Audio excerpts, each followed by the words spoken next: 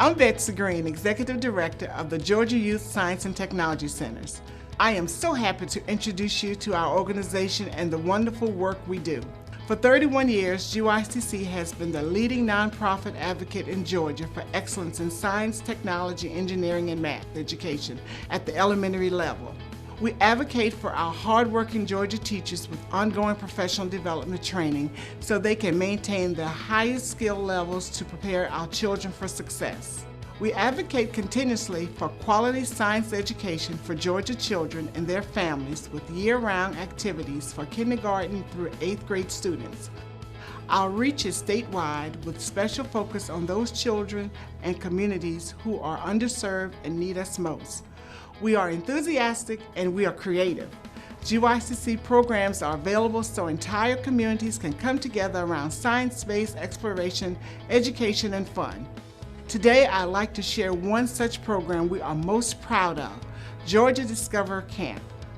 As you will see, it's a learning camp with a science twist. Any Georgia student can participate and every Georgia student will enjoy what we have in store. Please take a look.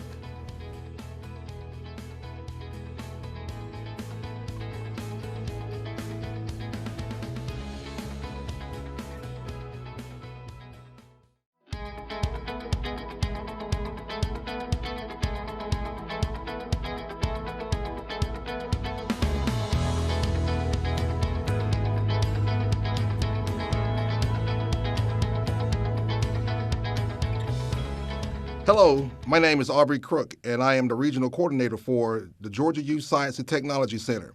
Today, we will discover the STEM behind Hollywood.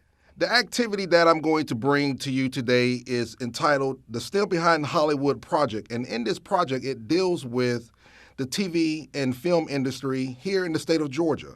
Georgia has become a major leader in the TV and film industry. It has $1 billion impact on the state of Georgia, and some of the real-world problems that Georgia has currently faced in the past few years is having enough skilled and qualified workers to actually meet the demands and needs of this industry. I'm actually going to demonstrate recording some actual musical tracks that can actually be used in, a regular song, or can be used as a movie soundtrack. It can be used as I can create movie sound effects, all kinds of different things here, just with the basis of just a simple keyboard. And so with track one, I'm going to create, like, if you're familiar with code.org and block coding, I'm going to actually create the blocks myself, and they're going to be custom with what I actually play. So everything that I'm doing is not presets or loops or anything that are already embedded in a program library. We're going to actually create the tracks here.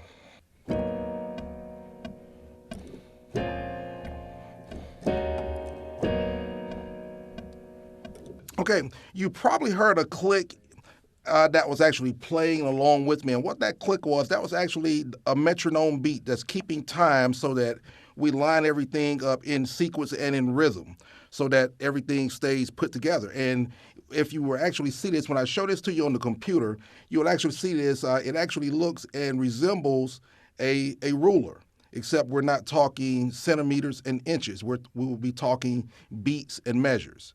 And so that's what that beat or that click was, what that you actually heard in the background. So now I'm going to move on a little bit further, and I'm going to play a track along with what I just played there to add to that. And now I want to actually lay down that track with a bass guitar. I'm like, even though I have a bass guitar here, I'm not going to play it. I'm going to actually play the bass guitar line here on the keys, okay?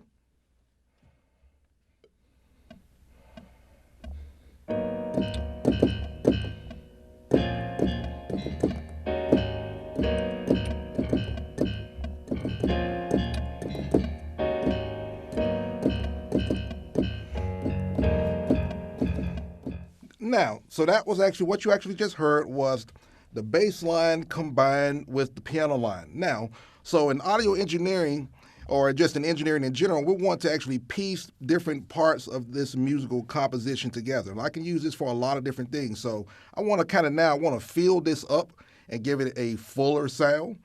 And so I want to add some strings to it, like an orchestra. Okay, now I have now found the strings that I want to use, and so I want to put that together and layer that on top of the keyboard and the bass guitar so that we sound like a three-piece band.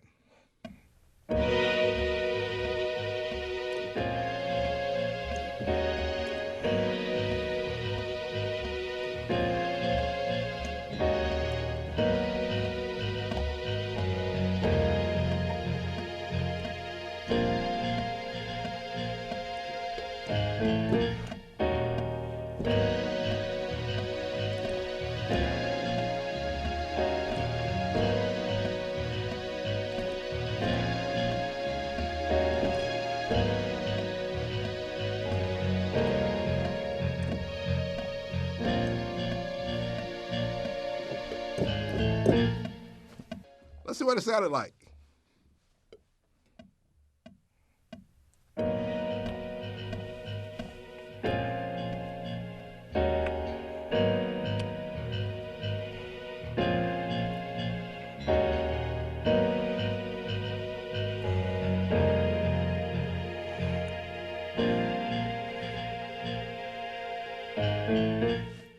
So there you have it.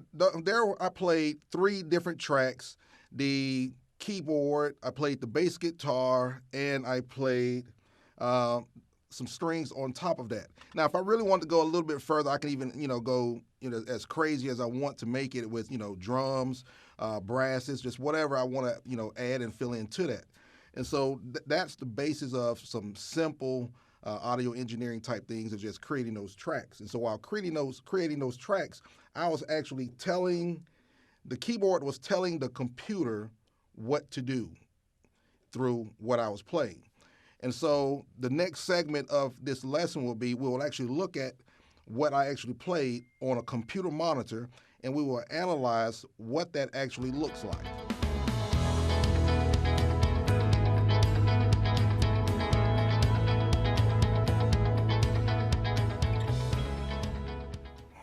All right, now wasn't that cool? Now, that was just some introductory to some audio engineering, but before we jump into actually trying to learn how to audio engineer and piece those compositions together, we need to learn some science that's actually behind that.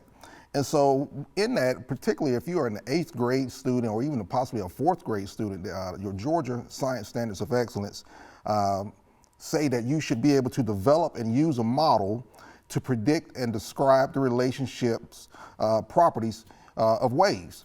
And so the way we're going to actually do that today, we're actually going to do it with a simple STEM activity using basically some straws. And so the materials that you need for today's lesson are, you need at least 10 straws, okay? So, and these are going to be the ones that I use that I'm going to actually create. So here I have 8 different colored straws, but if you don't have colored straws, that's actually okay. And then I have an additional 3 straws here. And the reason I have these, my clear straws, I'm going to actually use these for spacers, and you will see exactly what I'm doing with that later. So you need about 10 to 11 straws. Doesn't matter if they're colored or not. So you'll need that. You'll need a pen or a pencil or a marker or something just to kind of like make some simple markings with. You will also need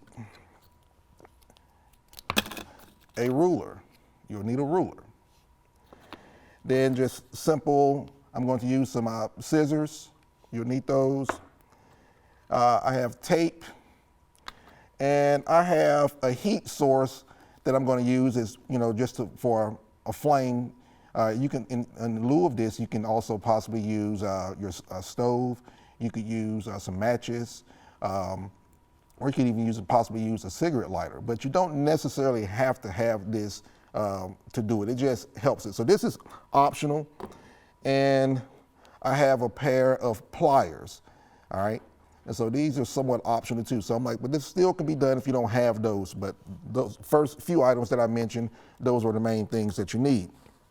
So what I want to do with this, the model that we want to create, remember we are going to develop a model that can be used to predict and describe the relationships between the properties of sound in regards to a wave.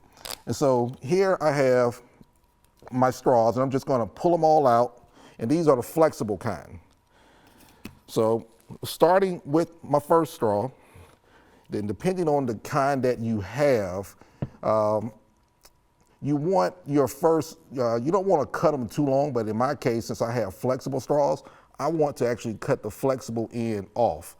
So I'm just going to take it at the end and I cut it off, and so I have the complete flexible piece here. And so I'm going to do that with all of my straws, okay? And so I'll take a few minutes just to do that.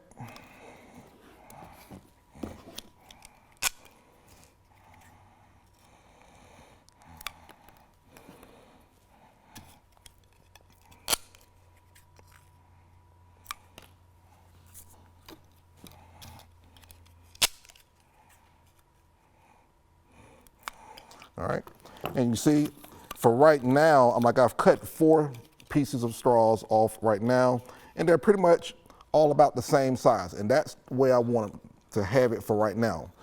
All right, so I'm gonna cut the remaining 4.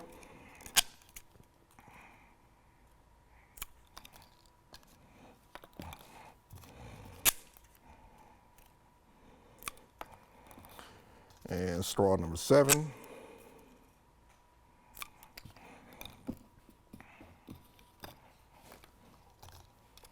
And straw number 8. And I use colored straws for this. So, all right. And so we're going to actually use these 8 straws to actually create a straw pan flute. And the length of the straw is going to be relative and correlate to the pitch that it's going to actually, the straw is going to actually make. And so I need to adjust the length of the straw to change the pitch of each one of them. So I'm going to start with my first one. I'm actually just going to start with the blue straw, okay? And I'm going to actually just leave it exactly like it is. I'm not going to cut it other than what I've already done. So this is going to be straw number 1. And my next one, I want to go to a pink. So now this is where the ruler comes in. I'm actually going to put my ruler down, and I want to measure the length of my straw in centimeters. And so in centimeters, I can see that my straw is, it is about 14 centimeters in length. So what I want to actually do now, I want to take my marker and I want to manipulate the pitch by shortening the length of that straw. So I'm actually going to cut off 10 centimeters of that. So I'm going to mark this at 10. So I'm just going to make a little mark so I know where to cut. All right, so I've done that and I know where to cut. And so with this one, I cut it those 10 centimeters off. Now that's off. Now remember, the blue one is my straw number 1. My pink is going to be straw number 2. And I want to go to a green. Now with my green straw, I want to cut an additional 10 centimeters off. So I'm going to place it down. So now with this one, I want to take off 20 centimeters. So I'm going to actually mark that.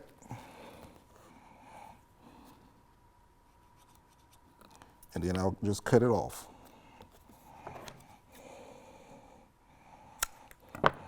So that's number 3. And then you see them, as I kind of line them up, you can see that they're changing in length. So let's go to straw number 4. How many do you think I'm going to cut off of this one? Yes, I'm going to cut off 30 centimeters. So do you see the pattern that we're actually creating? So I measure it one more time, and I want to mark 30 centimeters off. And then I'll cut.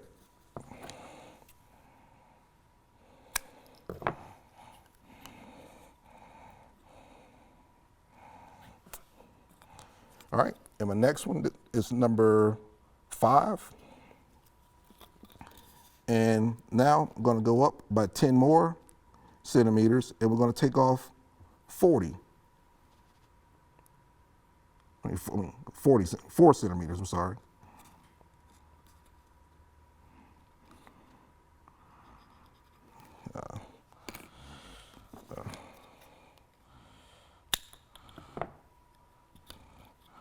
Okay, we've made that cut. And let's do one more. And I want to cut 5 centimeters off of this one.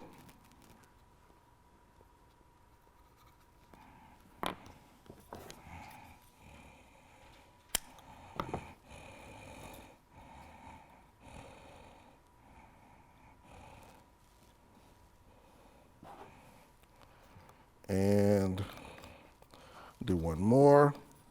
And let's take off 6 centimeters. I'll mark it.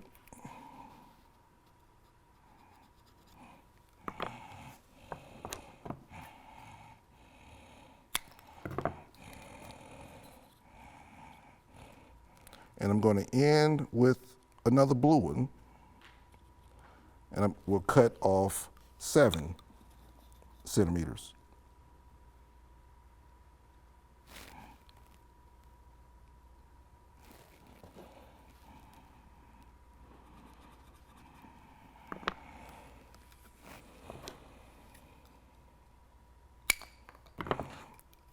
All right, and so I have them arranged on the table here, and you can see that they're in increasing or decreasing length order, depending on which way, if you're looking from left to right.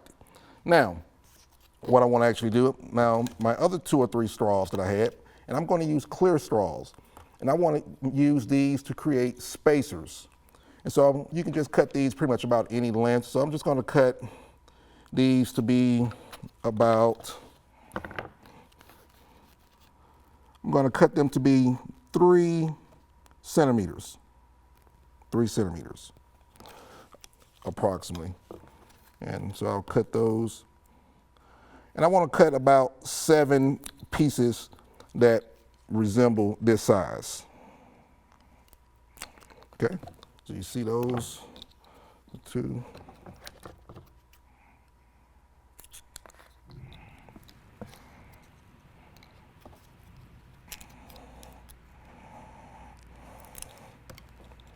That's my 4th one.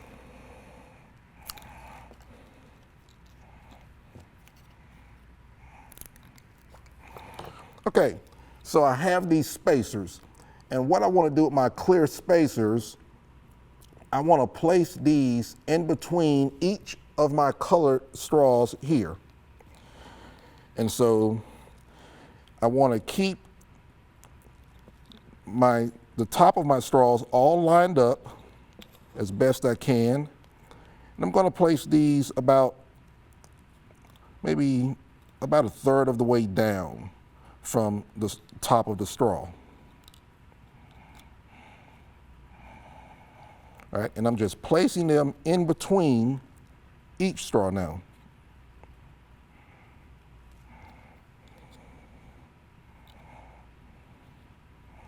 All right, you see how we have that working?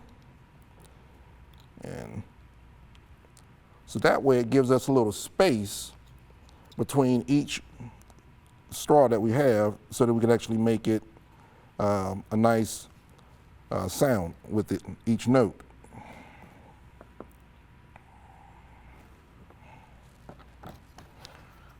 I need one more spacer, and we'll place that one here.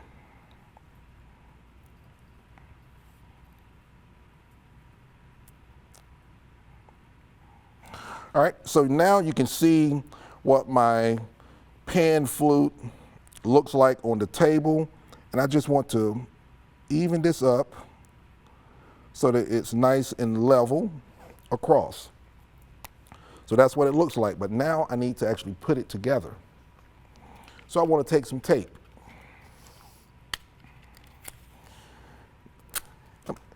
So I'm going to take about 3 to 4 inches, and I'm going to place it over all of the straws, including the spacers. And I'll rest that there. So that's one. Then I want to put another one also on it just to help secure it at the bottom of the spacers. So that's like that. And so now I could take these, whoops, let's fix, there we go. So you want your tape to stick to all of the straws nicely and very firmly. And now I want to flip it over on the back side, and I want to tape the back side as well.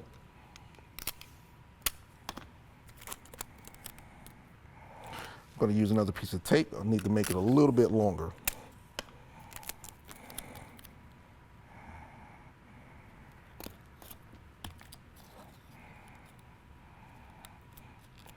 All right. And I'm going to put one more piece of tape on that back side below it.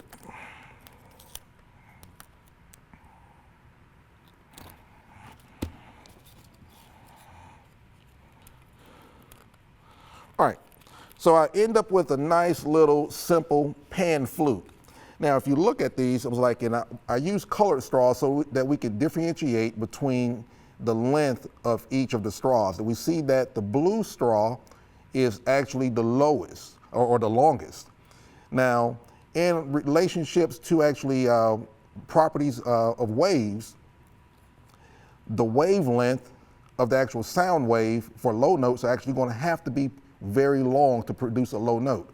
And so if I cross-reference this to my shorter blue straw, this one is going to be a lot shorter in length, and it's going to be a lot higher in the pitch or the sound that it actually makes because of the length of the actual wavelength and the actual straw. So we can see the longer the straw, the lower the note, the shorter the straw, the higher the note. And so that same concept also applies to waves. So let's see what they sound like.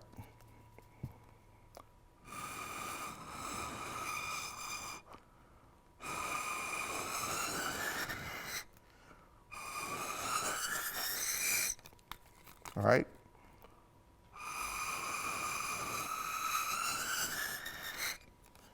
Let me try this one.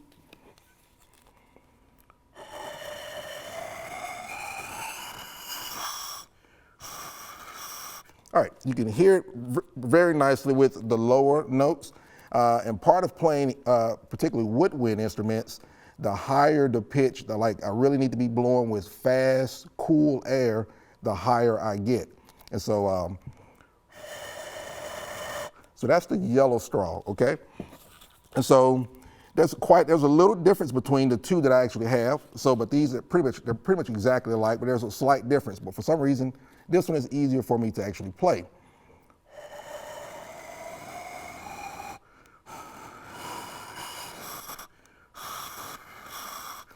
And my last note, that G, is not that well, okay? So if you didn't necessarily have your fire from matches or a cigarette lighter, you're going to get that type of sound. Now, to improve this particular pipe that we made, because remember, I have both ends of this straw actually open. And so here's one that I've already pre-made, and if you see, I've actually closed the ends on this one. So let's improve this. So, and so you see, as the pipes are open, the pitch actually starts out very high.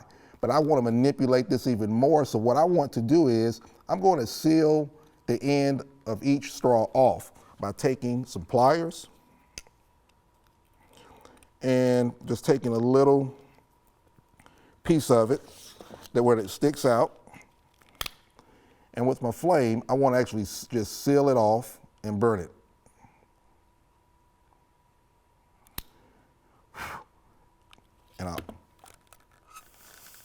And the way I make sure that it's sealed, if I can just blow into this one blue pipe, I can tell if air is actually going through it. So that blue is sealed. So I want to do the same thing with my next one.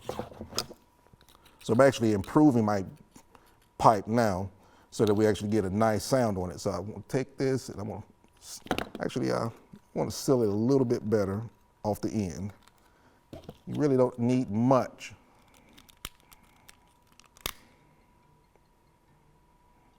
Okay.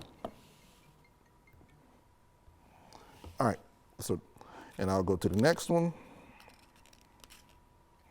and I'll do the same thing. So I'm sealing the ends and melting them so that it closes each one off.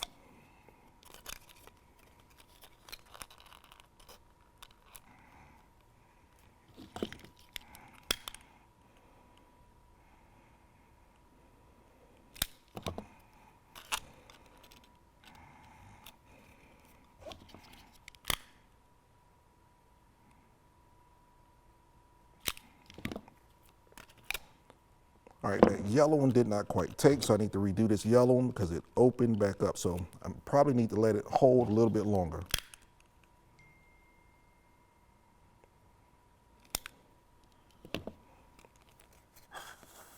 All right, that is sealed. And as I'm looking and inspecting this, I want to go back and redo this orange one. Well, no, reseal it a little bit better.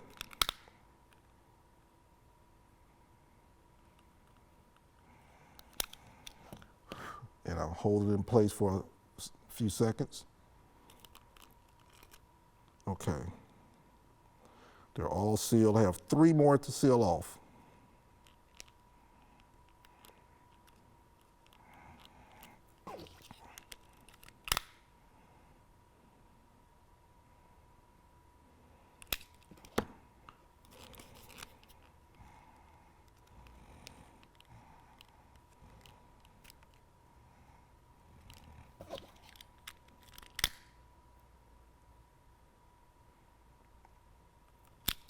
All right, so that one didn't quite seal as well, so I'm gonna back it back just a little bit more so I can get a better seal.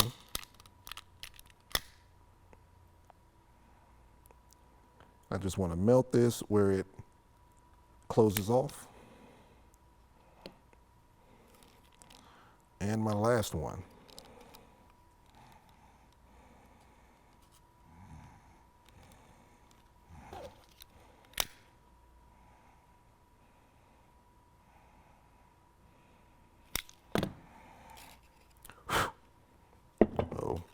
Actually kind of burnt my yellow one a little bit.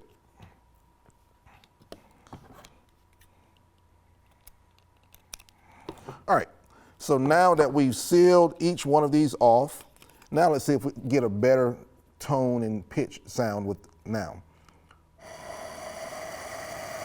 Now, do you see how clear and how much better the sound is once we actually close that flow of air off?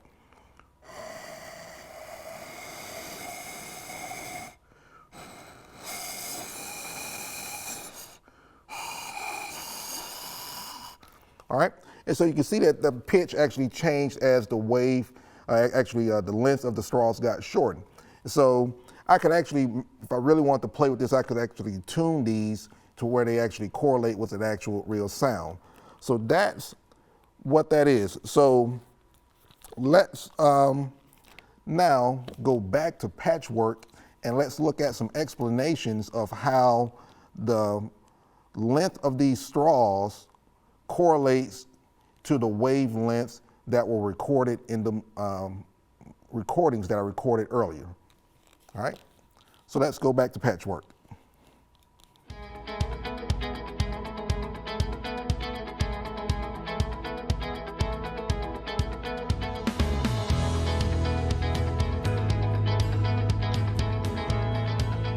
So here I am, I'm now in the control room, and this is where basically an audio engineer sits and he controls and recorded everything that I was doing.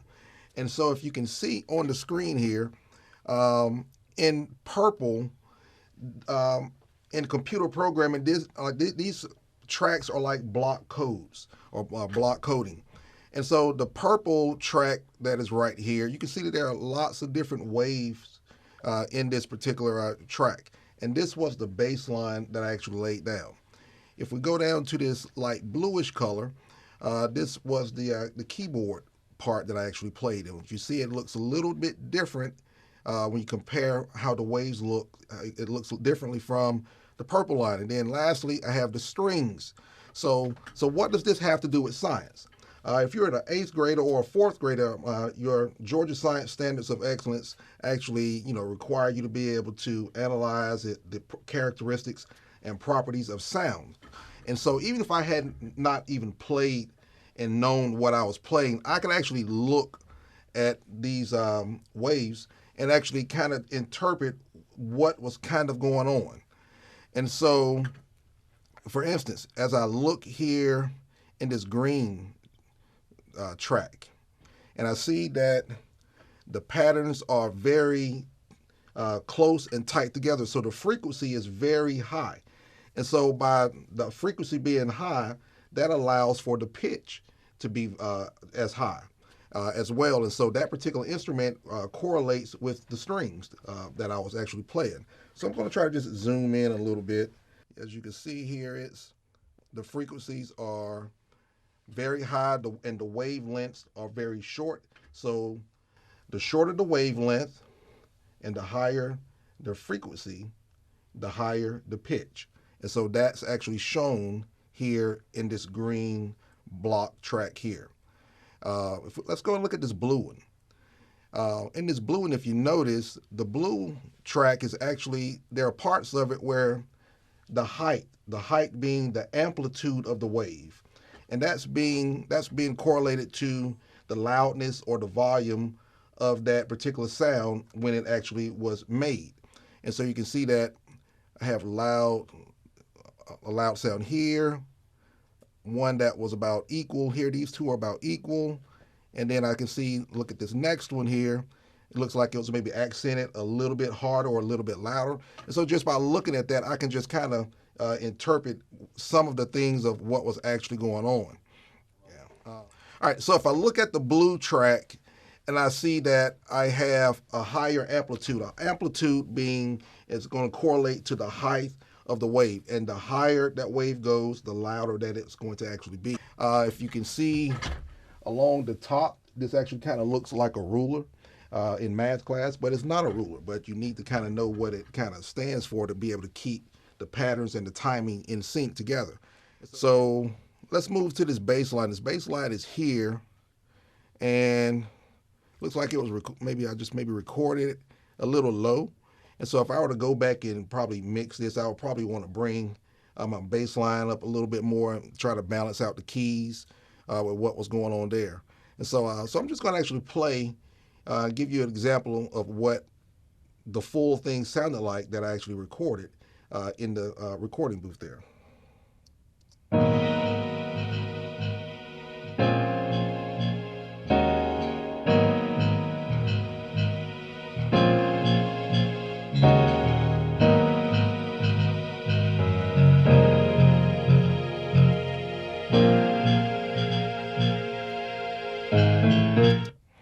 All right, so that's pretty much, that hasn't been mixed, hasn't been, balanced out or anything like that. It's just the sounds as it was recorded. And that's pretty much it. And so that's how we integrate the science. We've integrated some science into the music, what we've done. We've integrated the technology for sure with everything that's going on this console, with the keyboards and everything, what we're doing. And then the engineering part being that we were actually building and creating a song so that we can actually use for something. And so this is just one of the many jobs that goes into the TV and film industry here in Georgia. There are tons of different positions that are in front of the camera as well as behind the camera. And you see what I'm actually doing is more so behind the camera and really more so post-production type work. Something like this, it will be created to go along with the movie and added to the movie once it's actually complete. So if you look at the credits at the end of some movies, you'll see sometimes music by or soundtrack, and so those kind of things, those things were done in a room just like where I'm sitting right now.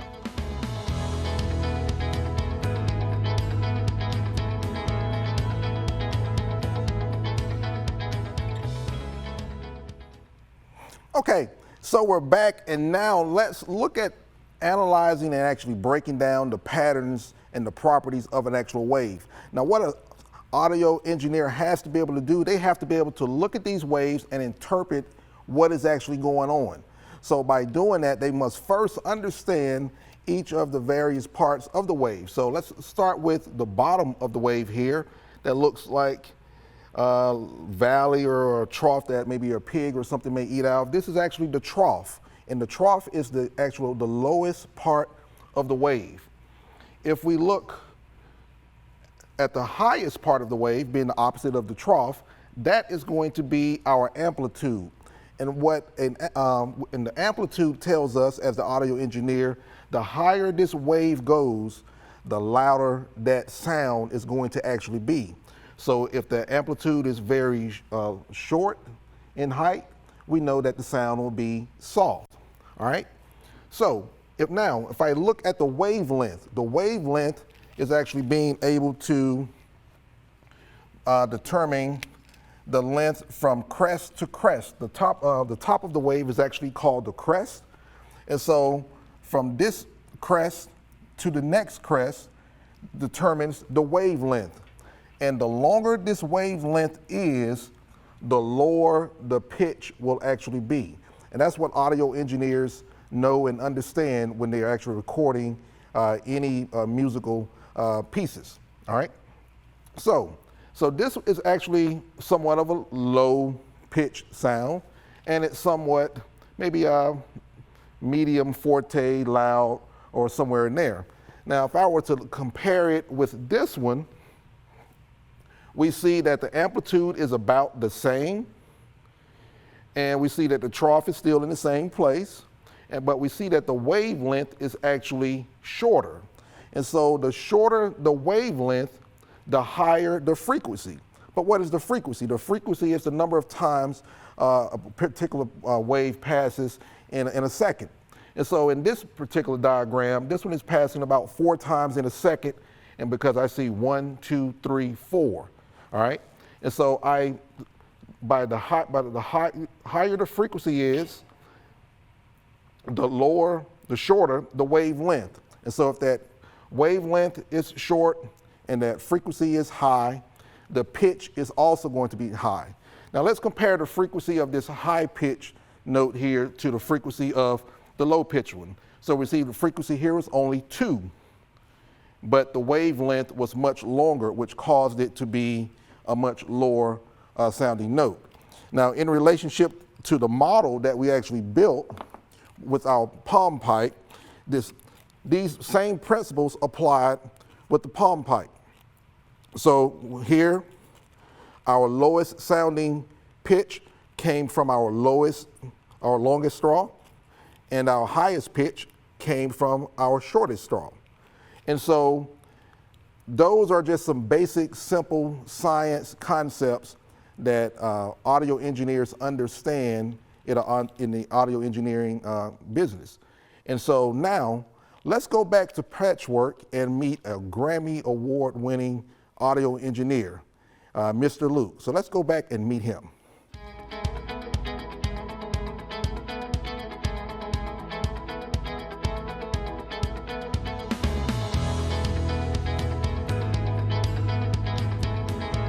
All right, I'm here now with Luke, the audio engineer that was actually working with me on this actual lesson.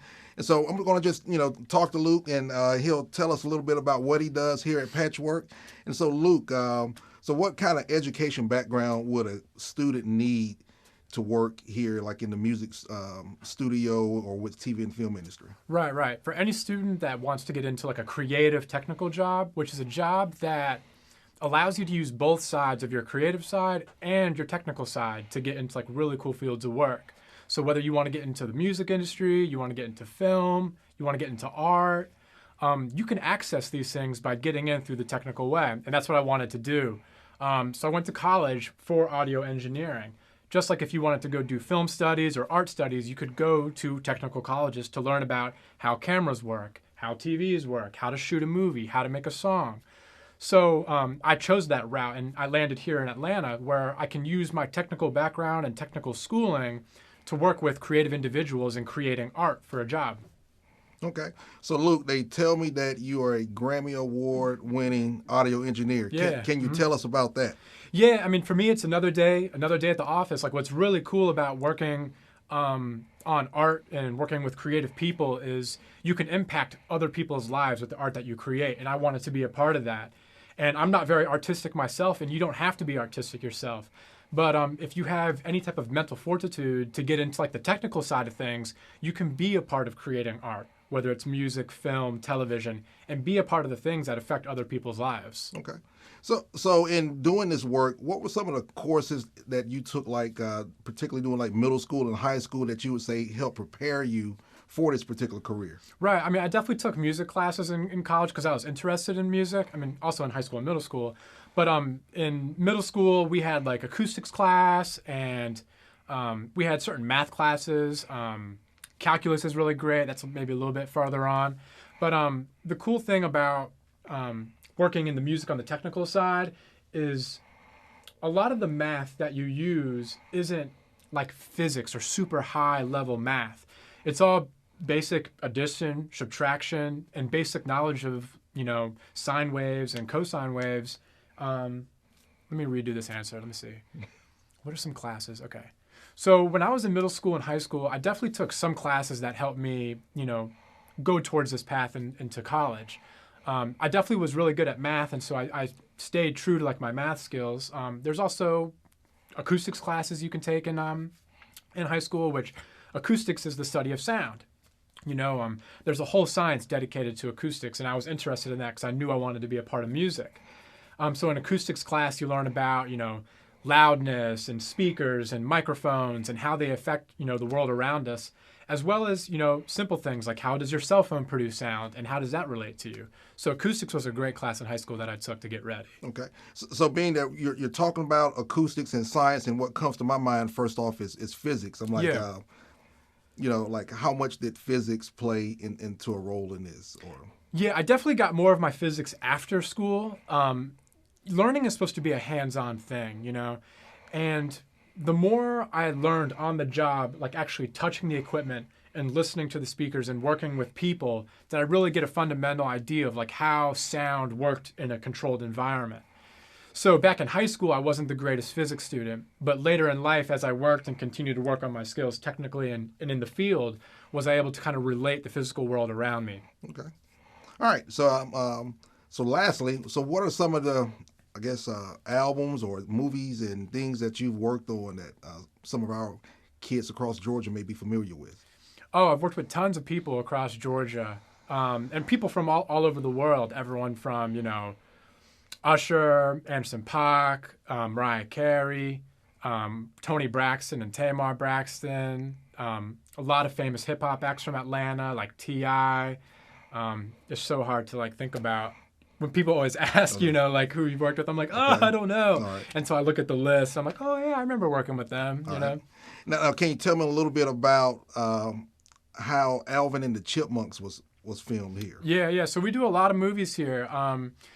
And a special one was this Alvin and the Chipmunks movie where they did a scene where they were in our Premiere A-Room studio, and they built this huge animation thing that like hung from the ceiling where they were able to project on a screen Alvin and the Chipmunks recording a song on top of the table in the studio, and it was really cool. So if you go watch that movie, you can see our studio and you can see Alvin and the Chipmunks on the table recording a song. Okay. All right. Well, thank you, Luke. Yeah. No, thank you all.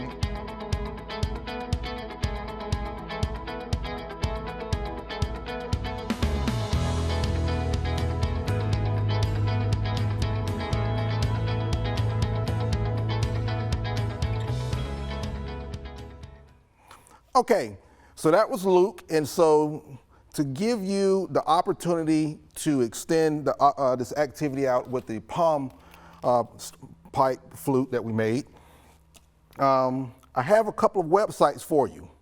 And the first one is at the basic and introductory level of just being able to lay down some simple tracks, whether you use some preset tracks or you actually program the computer through your keyboard to actually create it yourself.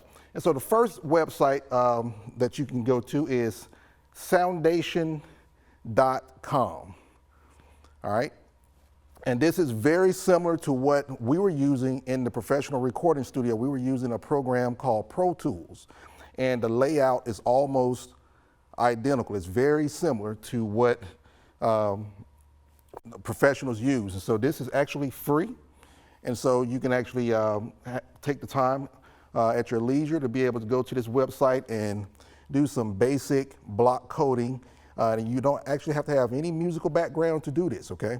And those are some preset loops there for you. The second website I want to actually take you to is EarSketch. There's a program called EarSketch that was developed at Georgia Tech. And this program builds upon what you would do with Soundation.